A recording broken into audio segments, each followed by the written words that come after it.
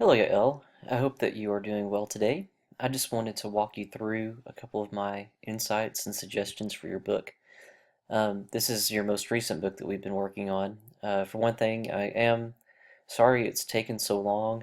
I've been really busy, but I wanted to give your book enough attention, so that just took a lot of time. Hopefully, it won't be the case in the future, but we'll work together through this and get it done. And that's the most important thing, I think. For one thing, I wanted to encourage you. I've been reading a lot of best-selling books. I'm working with a publisher now, and what I do is I edit book reviews. So I have to, I don't even really know what I'm editing. It looks like a book review, but it looks like what even before a book review for major works like the New York Times and the Washington Post and stuff like that.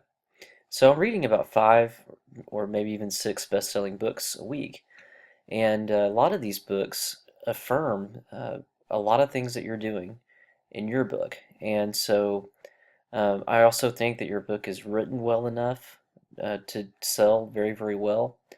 There are some ideas in your book that are very radical, but that's okay. I think that might be what keeps it from being published, if anything. Um, First of all, I just want to let you know from the outset, I'm excited about this book. I think it's a wonderful book, but what I do in editing is very different from what publishers do. And I'll tell you why. Publishers have a niche market. You know, anyone that's going to be interested in your book, you're going to have to prove to them, argue in a letter or in a proposal. Those are the two primary tools that writers use to communicate with publishers. You're going to have to convince them that your book meets the needs and desires of a certain market. And then your editor whoever you work with and receives your book, the editor at the publishing company will ask you to change your book to fit the market. Now, this might be small changes like just the title, or it might be major changes. It just depends on the nature of the publisher and the nature of the publishing house. Um, so I don't know what the future of your book is. If you stay with me and decide to self-publish, my goals are very different from goals of a publisher. You see, I think that your voice, your author's voice is the most important thing. So I clarify and um, polish your voice so that you speak clearly to your reader and your reader has the experience that you desire. Now, I think that naturally your market will develop. People will read your book and enjoy what you have to say.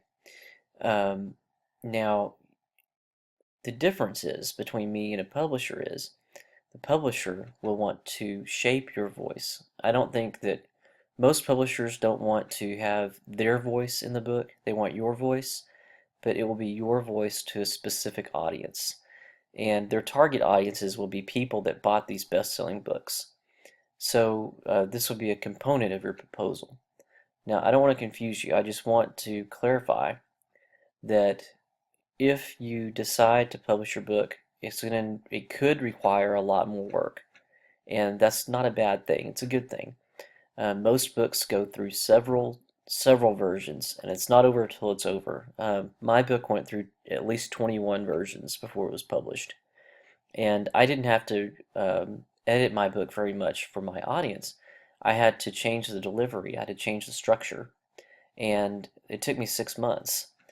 Now, if you do publish, I think you should plan on a 3-year journey, and we can talk about exactly what that would look like, but I will outline it here. So let me explain to you what I have here. Part one is best-selling books similar to yours.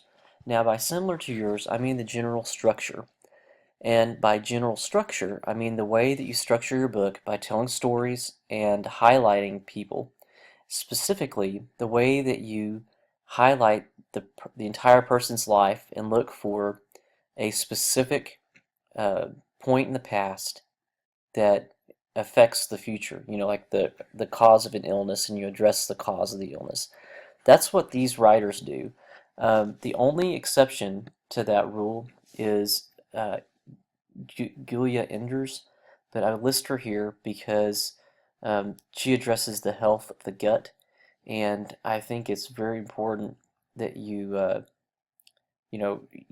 definitely in her company as far as the approach goes. Now she's much more scientific in her approach, and I have to warn you, none of these people would agree with you on, they don't agree with you on things, but they do have the same structure of the book, and that is very critical because we know that the structure of your book sells, and that's a good thing to point out to publishers, where you you tell a narrative story about a person's life, you identify the cause of an illness and treat the cause of an illness. And that's what these people do.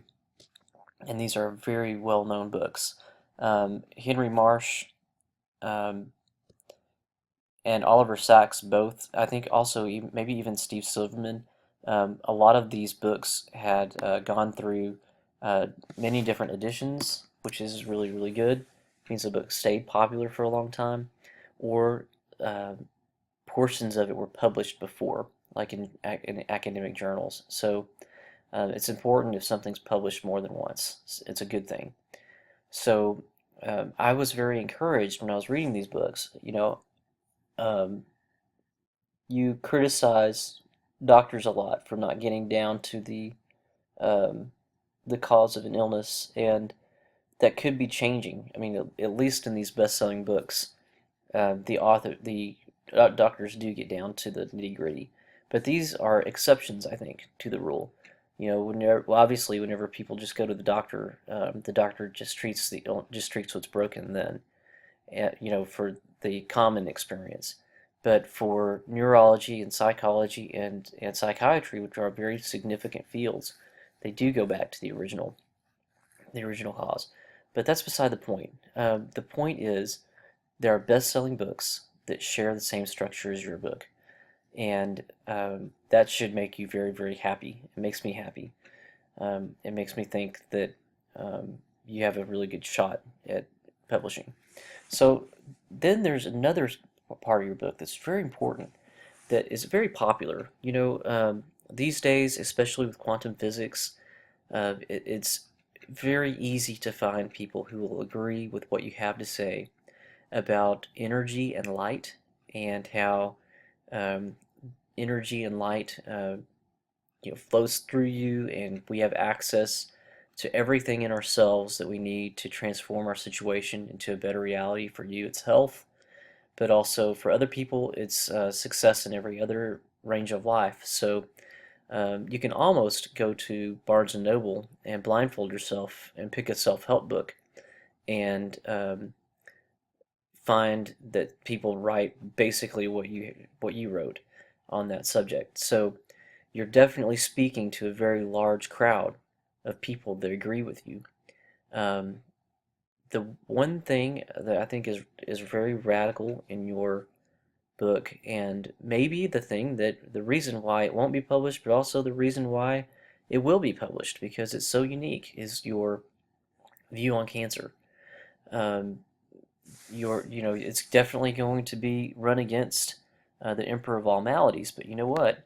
The conclusion in this book is that while cancer treatment has improved and they kind of understand cancer, they really don't. And cancer treatment is still extremely painful and ineffective. So that's part of your argument. So you can you can use Siddhartha Mukherjee, who is a very well-known um, cancer doctor. You can use him and say, even this guy, he has been studying this for 30 years, and we are no closer to discovering a cure for cancer than we were 30 years ago. Even though therapies have developed, it's been an extremely long and painful process for families and for people with cancer. So it's almost the same with Neurotribes, A Legacy of Autism. Now they're going to disagree with you on vaccines. They're going to disagree with you on the nature of illness, but the structure is there, and even the conclusion that the limits of doctors here, and also stories of life, death, and brain surgery. That whole book is about how Henry Marsh, who is a leading neurosurgeon, this is a book about his mistakes in surgery and having to live with ruining many people's lives. So it's the limits of cancer doctors openly admitting the dangers of their treatments, and Henry Marsh, who's a leading neurosurgeon, talking about his failures in surgery. So it's very important points of agreement with you, but very important points of disagreement. Obviously, you don't need everybody to agree with you in order to publish a book, but it does help when you're in the mainstream.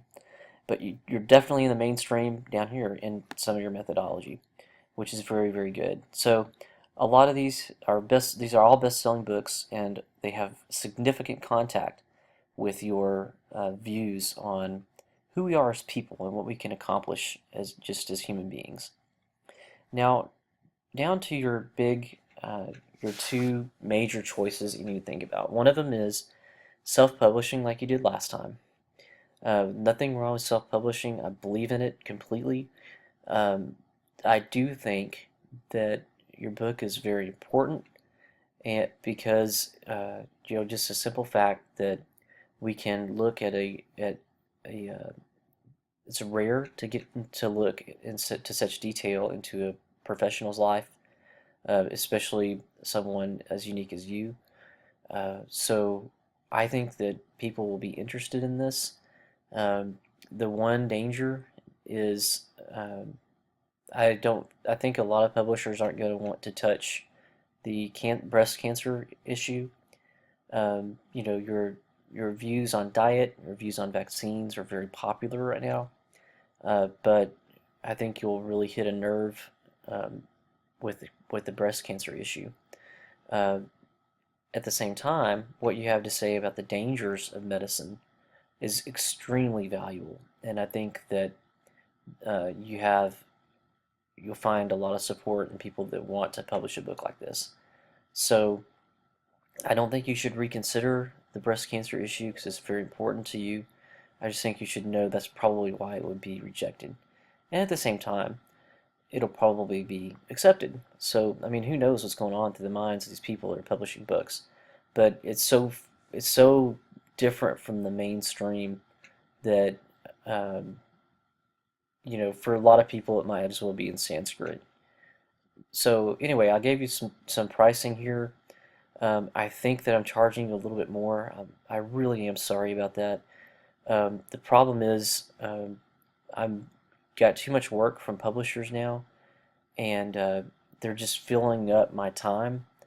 Um, and so, in order to spend time on your book, I really needed to charge at least something close.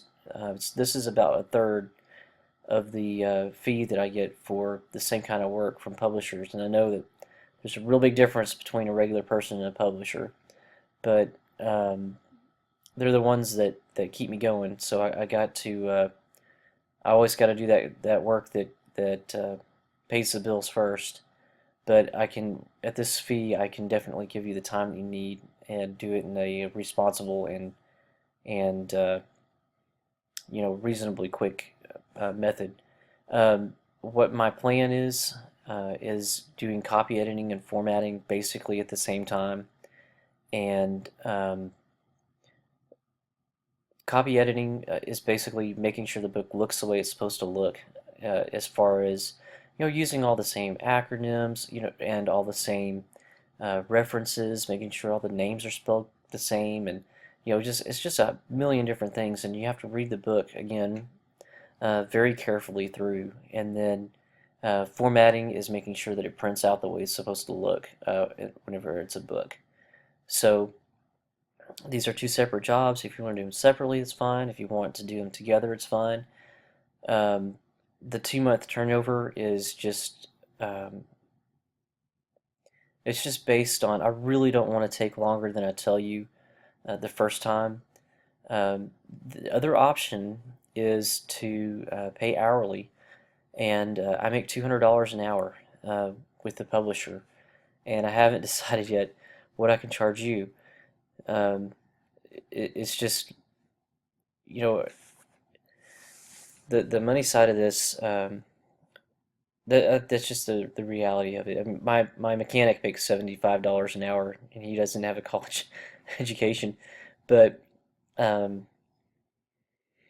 anyway, I really want to do it. I really want to spend time with your book. It's definitely not that issue. So this will really help me um, spend the time on it that I need to spend the time on. So and we can take it one step at a time. So anyway, okay, part three. If you look for a publisher, you need to plan on a 3-year journey, and you're going to have to become. I think you already are, but you're going to have to become an advocate for your book. You're probably going to. Uh, Most people these days submit at least 40 proposals, and a proposal takes about 40, 50 hours to write. It's very long, but fortunately, if you work with me and we work out a proposal for you, the publishers pretty much ask the same questions about your book. They want the same content in your proposal. They just want it um, uh, presented differently. So I have a generic template. We can fill out the template, do a little bit of research. A lot of that's already done for you here, but it's about a 20-page proposal on why they should publish your book. And it takes about 6 months for them to respond. And then you're going to have another 6 to 9 months to work with your editor. And after that, you might have to go through a second editor. And then the book has to be copy edited and proofread. Now, the crux of the matter here is if you do go with a publisher, if you decide to do that, you don't need to have the book fully copy edited and fully formatted. And you think, great, you're saving $1,000. It's not quite the way it works. You'll also need a proposal and query letter according to the format that the publisher wants. So what you'll need to do is look around for who you think will publish your book. You can see up here, all these are publishers that have published best-selling books that are related to yours within the past. I mean, they're best-selling now, but they're published within the last 15 years. You really should look at the last 5 years, or even maybe the last year. But you need to know that these people are being inundated with people just like you. Most publishers only publish about 10% or less of the proposals that they get. So 9 times out of 10, you're going to be rejected. So that doesn't mean your book is bad. It only means that the opinion of the person who read the proposal, they don't think that the book hits their niche audience. The publishers have clients that they target, and they want repeat business from a certain type of person. And so that's how they identify the books that they want. And then the second question is, can they shape it into the kind of book that that person will want? And 99% of the time, they need to make adjustments to the book. So, um, so the first thing you do is find a publisher, literary agency, or literary agent. The way that you do that is look through your books that you have at home, the ones you like. You look at the front flap, see if it was published within the last 5 years or so, and then get online, go to the publisher's website, and look at the requirements for submission. And then we can talk about that when you get about 40 of them that you want to contact. And then we need to prepare a query letter and proposal according to the format that they want. This is a significant difference from previously. We would need to look at the book and take out the best parts and make a chapter, and it'll be about 40 pages, and we'll need to make that spanking clear. I mean, just as wonderful as we can possibly make it. And you know, it's like cherry picking, giving them the very best that they can take. and I have some ideas on what that would look like. But we make that we make that chapter just as strong as it could possibly be, and then we may have to even have more than one chapter. Like one chapter we send to one kind of publisher, and one chapter we send to a different kind of publisher. So, and it may mean cleaning up the whole manuscript, which is why we need to go and check and see, do most people want just a chapter, which is what I think. My experience has always been just one chapter. They may want the whole thing. If they want the whole thing, then we'll give it to them as is. We'll just do a little bit, one more quick proofread, do as little bit of work as we can possibly do to it, because they're gonna want to make changes. So you're not gonna want to spend a whole lot of time making changes to the book now, as it is, because it's in good shape. But if they only want one chapter, then we need to put our best foot forward and really go after it. So there's different strategies, and less time costs less money. If you want to do it, you can do it. I can do it, but I'm going to have to charge you something. Um, so number 3, what to expect from a publisher is more editing. The way that I was taught to interact with the publisher and their editor is with humility. It's hard, and grace, and you've done that so far with me. But you need to know that a publisher is going to want to edit some more, no matter who does it. And the reason for that is I focus on your voice, because in my opinion, it's so hard to get published anyway. If you're going to self-publish, you might as well say what you want to say and not worry so much about selling. But with a publisher, they're investing up to $200,000, $250,000 on you. And by the way, in my opinion, I don't see any reason why someone wouldn't pick this up and maybe even give you a advance on the book. I can't speculate as to how much, but I think that there definitely is a market out there for what you're writing. So,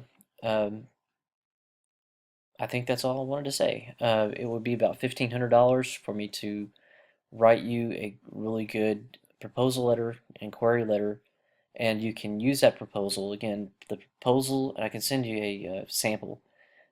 Proposals are about 20 pages long, and it details out everything related to your book that would convince the publisher to publish it. And I believe I have a 100% success rate with my proposals. In other words, every proposal I've ever written, I've only written 3, but I've hit it out. I've hit grand slam. Every one of them have gotten publishing deals. So I can definitely write a winning proposal for you. So anyway, I think you have an important book, and I look forward to working with you and with your book some more. So one thing that you asked about was royalties. You're probably going to get, as a first-time author, you're probably going to get 6% royalties. And as an editor, when I edit books for publishers, I get 6%. I get just as much royalties, if not more, than the author does. Now, when you publish with a publishing company, their editor is going to get 6%, and you're going to get 6%. You're not even going to see that. They're just going to tell you what you're getting. You're going to get 6% of all the sales. And that's conservative. It could go down as low as 4%. But the standard for first-time authors is 6. And then they may have a bonus structure to where, like, if you get a bestseller, they might give you 8%. But what we're expecting in this is 6.25, which I think has been the interest rate for a while. But anyway, I don't want to take that from you. Now, the best thing you can do for me if you get a bestseller is to put my name somewhere in the book. Thank me. Maybe mention my business, The Sharper Quill. Uh, I've built my business on helping people to get to that stage, and then after that, it's in the editor's hands and the other editor's hands, and um, in God's hands, really. I just kind of grow them up and send them off and let them become what they become. So I have to charge a fee. I have to, the way that I have my business structured is I have to do the upfront fee, and that could win big time for you in the future. If this ends up selling well, um, I would be getting like 0.02% of the sales or something like that. So, and it's also 3 years down the road. Um, who knows what's going to be happening then. But I'll be giving my time now. So anyway, um, that's that. Congratulations for writing such a good book, and look forward to working with you. Bye, Yael.